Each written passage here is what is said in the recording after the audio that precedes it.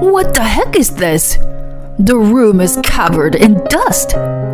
You're just trying to get out of doing housework because you're sick, aren't you? You know I like things clean. For God's sake. Even if you had to sneak out of the hospital, you should come home and do housework properly. The person I call my husband is probably not a human, but a demon or something. Otherwise, there's no way he would say such foolish things to his wife, who is in the hospital with cancer. But what a waste this ignorant man is. Excuse me, but your wife is now... The doctor's words were just the beginning of this man's descent into hell. My name is Sarah, a 35-year-old office worker. I've been married to my husband Kenny for almost 3 years now. I'd like to say that we have a wonderful married life, but the truth is, we don't. Work is enjoyable, and it feels great when hard work pays off and gets recognized. But the problem lies at home. When I come home exhausted, it's Kenny who's already home and greets me. Is delivery okay for dinner? Kenny answers me. Hey, even though you have a job, don't you think you're slacking off too much? Here, look at this.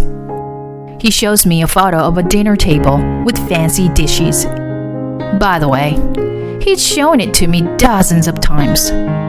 It all started about 2 years ago when Kenny attended his high school reunion. I want to unify the furniture and make the room look like this. See? My husband showed me a stylish room photo that looked like a model house. It seems he went to a friend's house for drinks after a reunion. His friend lived in a high-rise condo, and my husband seemed to envy that room. However, the friend was a successful young businessman, and our household income was not high enough to live a similar lifestyle. Moreover, my husband said he wanted to move out. He wanted to live in a room that cost twice the rent of our current apartment. So, where are we going to get the money for that? My husband said to my cold reaction. We'll manage it somehow, you know? I mean, we're both working, so we'll figure it out, right? Finally, I got angry with my husband snickering and said, Enough already! Do you even understand the concept of living within our means? From now on, you should pay for your beer with your own pocket money. He glared at me, maybe because I was scary, and muttered, What? I was just joking. You're such a buzzkill. He was mumbling for a while, but I was sure he wasn't joking. We continued to bicker, and I started to experience stomach pains and other stress-related symptoms. I thought it was just stress until something strange happened to my body. I started bleeding, even though it wasn't my period, and it wouldn't stop. I went to a nearby hospital and was diagnosed endometrial cancer. Hearing the diagnosis, my body shivered, even though it wasn't cold. Then, the doctor said something that made it worse. Do you plan to get pregnant in the future? It was a severe condition, and the best option was to remove the uterus. I will talk to my husband. I couldn't stop crying while driving home. If I lost my uterus, I wouldn't be able to have children ever. I wonder what Kenny's reaction will be. He loves children, so I'm afraid of getting divorced.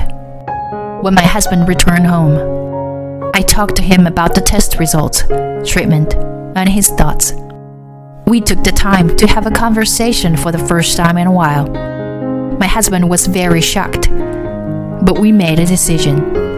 After that, I took a leave of absence from work and my treatment began. In the end, we decided to undergo chemotherapy after having my uterus removed. On the day of the surgery, my husband took the day off and accompanied me to the hospital.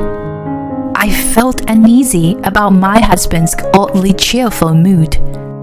However, I overcame major surgery and lost my uterus.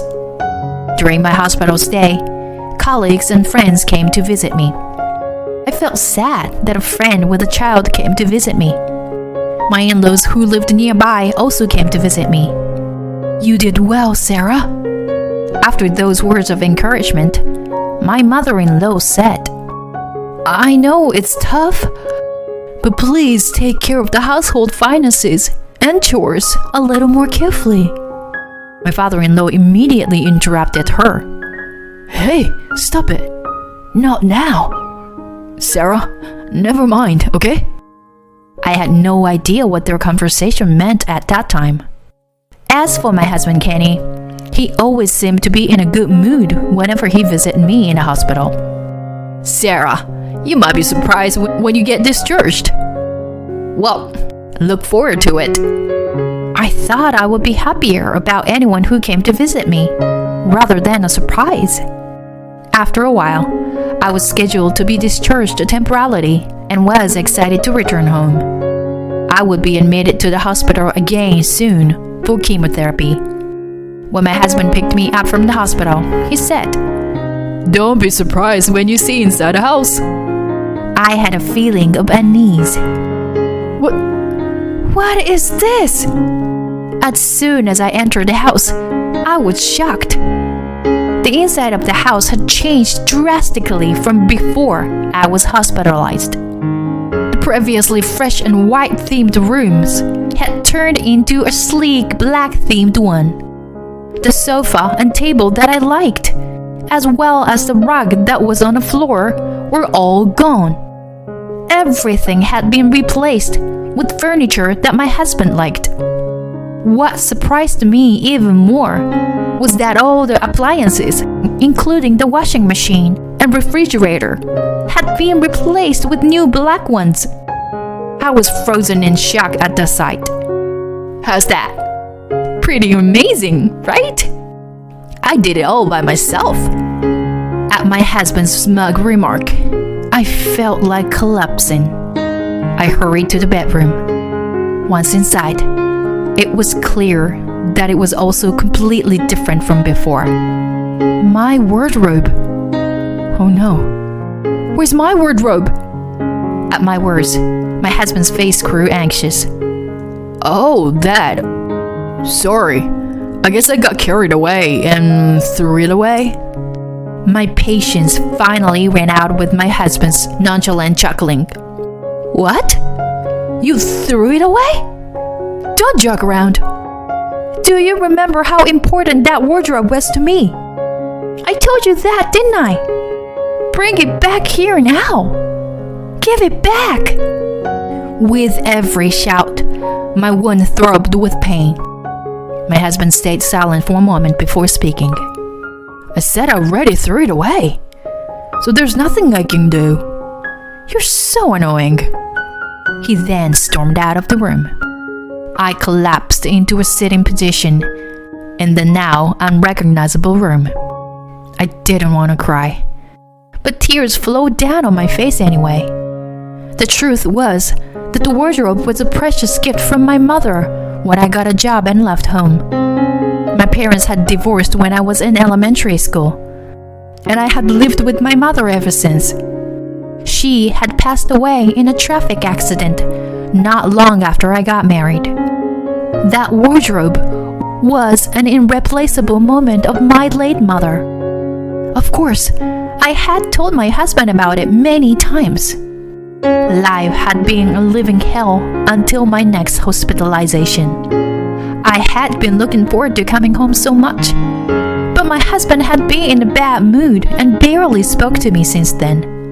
Not only that, but he demanded that I do the housework, even though my wounds were still hurting. Don't ask the impossible.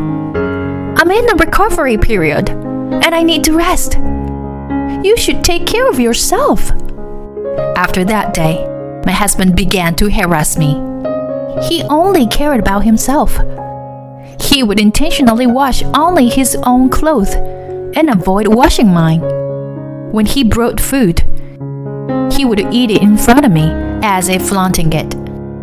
I was tired of his childish behavior and didn't have the energy to deal with him. So I turned to my friends for support. On the day of my readmission, my husband did not accompany me to the hospital, and I went alone. Chemotherapy was much harder than I imagined.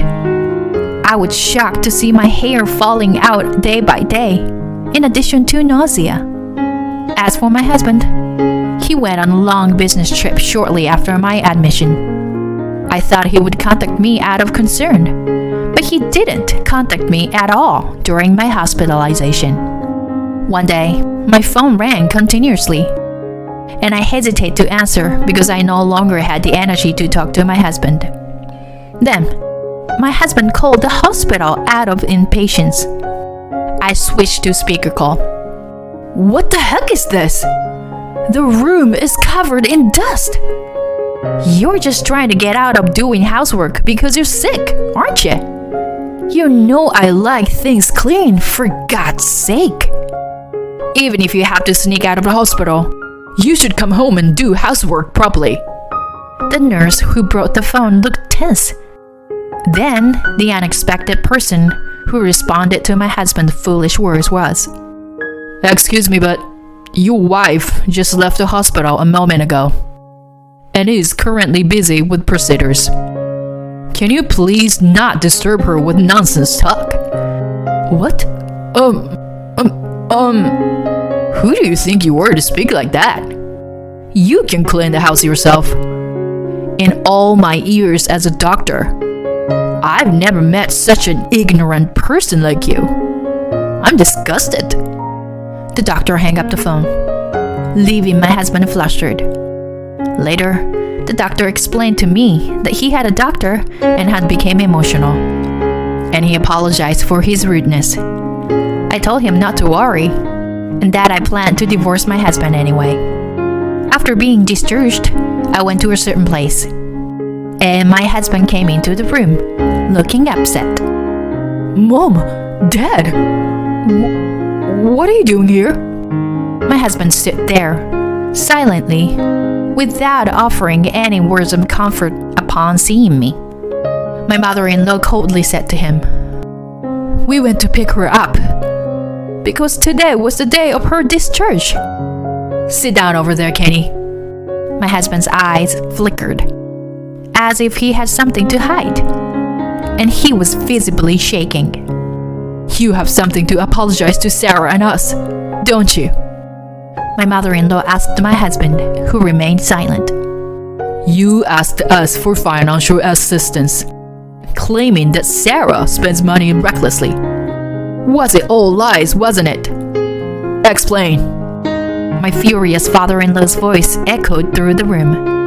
It turned out that my husband had told a very malicious lie. During my second hospitalization, my in-laws told me something. "I know this is not the time to discuss it, Sarah, but we want to make it clear that this will be the last time we lend you money," my mother-in-law told me. I was stunned. "Excuse me? What is this all about?" That was when we first realized that my husband was lying. My in-laws thought it was strange that my husband would come begging for money, even when I was hospitalized.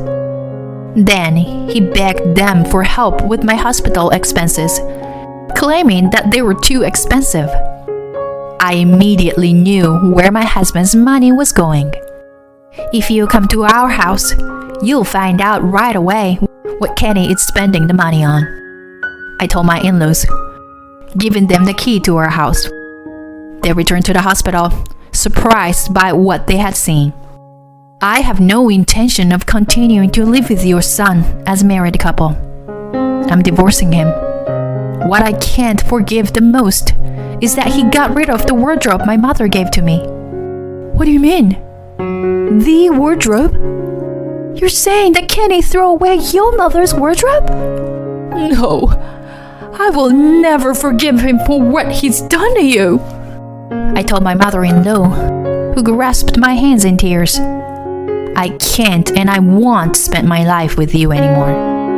I mean, I would slap you right now if I wasn't still recovering.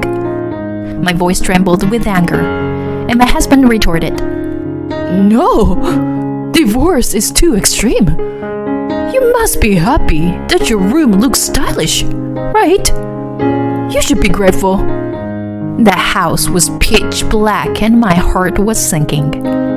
We managed our living expenses through joint incomes in my husband's account, while saving for the future in mine. We had saved up for when we had a child. When I was diagnosed with cancer, he had become selfish, thinking that he could use the money however he wanted, since I could no longer bear children. That made me extremely sad. Don't you understand how much I care for you, Sarah? This is wrong. You can't divorce me. I looked at my crying husband with a cold gaze. Then, my mother-in-law, who was sitting next to me, shouted at him. Shut it, Kenny. You treated Sarah so horribly, and you should know that. Even though I lost my hair and weight, you, Kenny, haven't shown any concern for me. You've only been thinking about protecting yourself. I can't be with someone like that anymore.